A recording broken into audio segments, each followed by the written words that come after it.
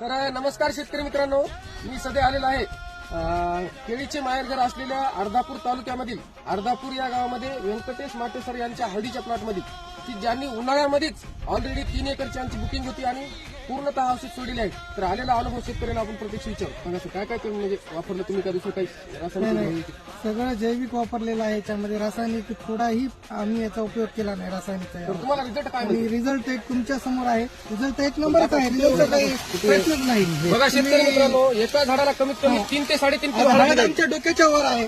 आणि कुठल्या प्रकारचं कन्सर्न वगैरे काय म्हणजे बाकीची हळद आमची दुसरी तरी कमी आहे रासायनिक आजूबाजूची. खतावरची. रासायनिक खतावरची. शेजाऱ्याची हळद आमच्यापेक्षाही हलकी आहे समजा. तर पुढच्या वर्षी तुमचं काय राहील? नाही, पुढच्या वर्षी पण आपण हेच प्रोडक्ट युज करणार. आणि आता तुम्ही हे अशा प्रकारचा माल आहे. या वर्षीच्या हळदीचं प्रोडक्ट युज केलं. बघू शकता शेतकरी मित्रांनो, मेन म्हणजे आम्ही काढायला आलेली नाही हळद. म्हणजे अजून बाकीचं दिवस भरले नाही तर दिवस न भरता असा माल आहे.